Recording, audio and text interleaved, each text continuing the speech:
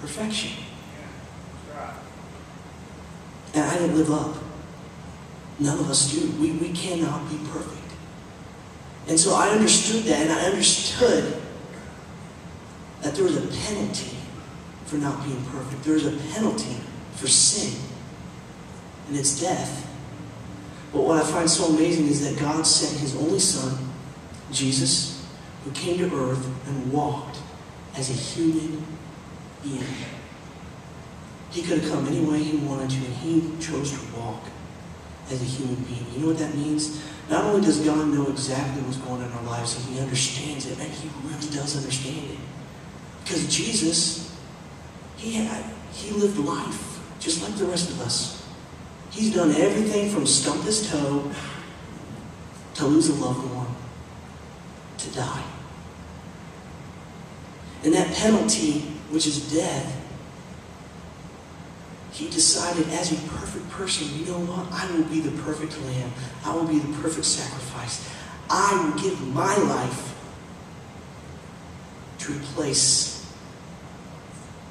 what the penalty we would have to take. And I think that's so amazing because God paid the price, and if He extends us this free gift.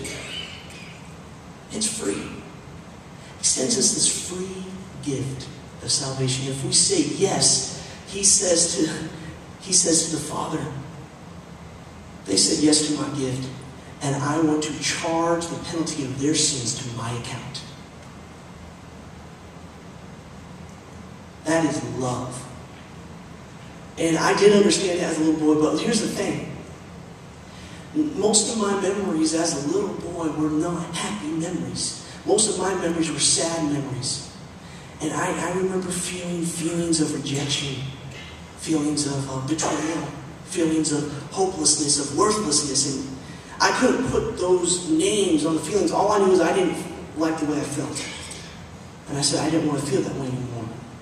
But instead of giving it to the Lord, instead of giving it up, throwing it down to the Lord and saying, Lord, take this. I kind of said, you know what?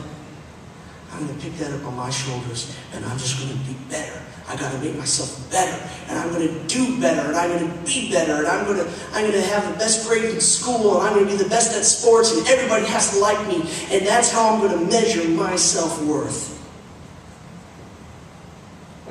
I took all that on my shoulders instead of seeing myself how God would see me. And then so I'm here to tell you, I bought into some lies. I was a Christian who bought into some lies. Of the lies of what they call success. Of what the world says success is. About how well you do at things. How much people like you. How much power you have if you climb the ladder. I started to base my life off of those standards. I tell you what, it's a lie straight out of the pit of hell. And I tell you what, the truth shall set you free. I'm here to tell you that lies do the exact opposite. Lies bring bondage. So I encourage you to search your hearts. Are you believing lies or are you believing the truth? Because you know what? Believing those lies almost killed me. It put me into such deep depression because I could not live up to these standards. My parents had to pull me out of school, my junior year of high school, put me in a hospital for being depressed, for being suicidal. And in that hospital, I attempted to take my life. But my grandmother was praying for me. She was praying for me for that night. I'm so thankful for praying grandmother. She had a feeling that I was in trouble. And God sent someone who saved my life, and I don't know how to explain this next part to you. It's hard to put into words, but I just remember breaking down and just crying. And I started to understand something at a deeper level that evening. Because I knew my life. I knew what a mess it was. The darkness, the gloom that I was in, the filth. And God looked down through all of that and He said, I love you. I love you.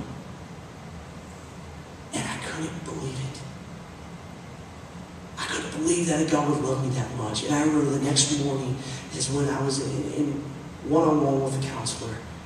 And that's when I rededicated my life to the Lord Jesus Christ. And it has not been the same since. I called my grandmother up the next day. I didn't know she was praying for me, but I called her up and I said, hello. That's all I managed to get out before she said, now that sounds more like my grandson. She goes, I had a feeling you were in trouble last night, so I got down on my knees and I prayed. Nothing's going to get my grandchildren because I have a prayer wall around them 50 foot tall.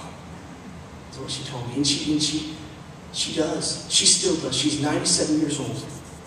And she's still praying for us. She turned 97 on July 4th. She tells me that the whole nation celebrates her birthday. And I'm so thankful that you can actually talk to the King of Kings. Aren't you glad for that? And let me tell you something. I'm here to tell you that He cares. And there's some of you out here who maybe you don't feel like anybody cares for you. You're wrong. But you feel that way. You might be feeling like your world's crashing down around you. And you're completely in it by yourself. I'm here to tell you that you don't have to be walking through this life by yourself. Someone will hold your hand. Somebody does care. I care for you. Pastor cares for you. But here's the truth of the matter. We are human and we will let you down.